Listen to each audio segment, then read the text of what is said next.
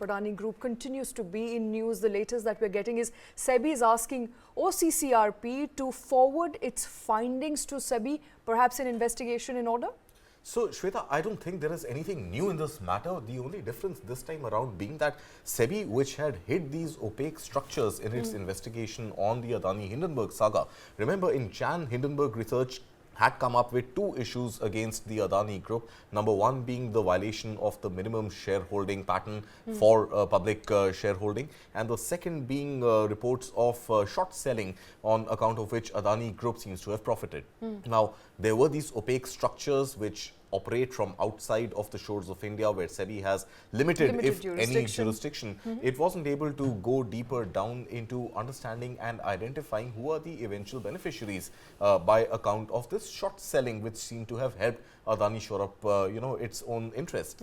Now, OCCRP came with its research. Absolutely. It came out with its own report, its own research, and just for the sake of clarity for our viewers, OCCRP is an investigative group of journalists which is funded by the Rockefeller brothers, by the US Department of State, by Ford Foundation, and by George Soros.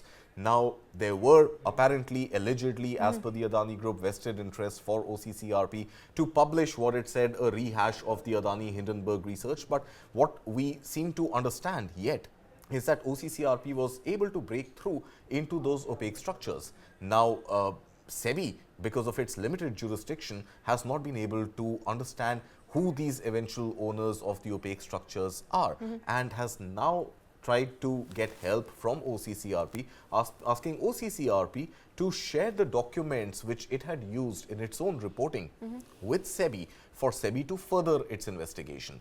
Now, as all of this continues to happen, Supreme Court has yet again on October 13th deferred the hearing. The report filed by the special panel constituted to look into this matter by Supreme Court itself, that hearing has been deferred yet again to end of this month. Now, within all this, OCCRP has confirmed to the Economic Times that SEBI did reach out to OCCRP, and OCCRP said that its own policies are watertight and it's unable to share anything outside of what it published in its report with any third party, including SEBI. So, from all of this, I think what we are looking at once again is a stalemate. This issue started in Jan this year. We are already in mid-October. We don't know how long before SEBI has all the details it needs to furnish its final report to the Supreme Court, or an interim report wherein whatever it has should at least be presented so that Supreme Court can take whatever necessary action needs to be taken in favor of or against the Adani Group. All right, let's quickly run our viewers through the timeline of events. In January this year, Hindenburg comes out with a scathing report on Gautam Adani and Adani Group, making a number of allegations. One of those allegations was, of course, short selling, accounting fraud, and violation of the minimum public shareholding norms. Later, OCCRP in the month of September comes up with a fresh report which is able to establish 31st August, if I'm not mistaken. 31st of August, which is able to establish who these opaque structures through which minimum public shareholding pattern was violated belongs to. And OCCRP said that many of these people are directly or indirectly related to Gautam Adani and Gautam Adani's elder brother, Vinod Adani. Absolutely. SEBI so far has been carrying on an investigation into whether there was a violation of the minimum public shareholding pattern. That's right. However, SEBI has not conclusively come out with a report just as yet. It has been conducting this. It doesn't seem so. And if it has, in whatever degree of completion, that report is yet to be heard or seen by the Supreme Court of India. Now, among all of this, there is one more angle, Shweta, interestingly, which is the DRI investigation, which commenced in 2014. The Directorate of Revenue Intelligence had alerted the then SEBI chairman, UK Sinha, who now happens to sit on the board of NDTV, which is owned by Adani Group. And that alert had been issued in 2014, where there were some suggestions of potential siphoning of money or money laundering, so to speak, to companies outside of the shores of India. Now, OCCRP further corroborated in its report, which was its investigation up until 2018, if I'm not mistaken, where linkages to Mauritius being a tax haven and Dubai both being conduits where allegedly there was this opaque structure operation undergoing, through which investments were made in the Adani Group stocks.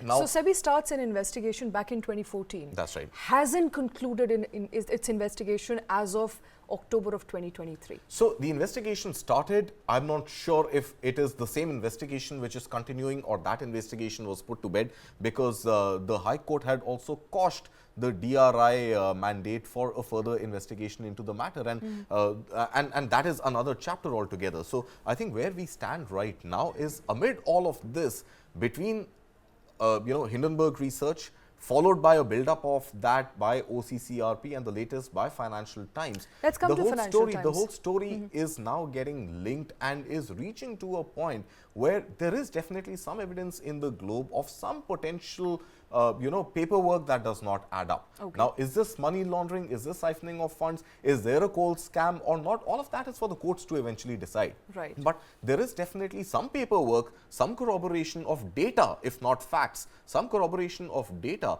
which suggests that there is need for some sort of a conclusive investigation to happen and reach a final conclusion one way or another. Okay, so there is a fresh report from Financial Times that further goes on to identify some of these individuals in the opaque structures who seem to have benefited from coal transactions that Adani Group made. Absolutely. Inflated. So what are the allegations? The allegations are simple, that Adani Group inflated prices of coal and hence prices of electricity for which consumers had to pay. Absolutely. So that is the Financial Times report, and that is on the basis of the same DRI investigation which happened starting 2014 or 2016, if I'm not mistaken, and that sort of is now being added to whatever has been investigated on the group by both Hindenburg Research and OCCRP, albeit in different different issues, so to speak, of corporate governance. Okay, so to sum it up,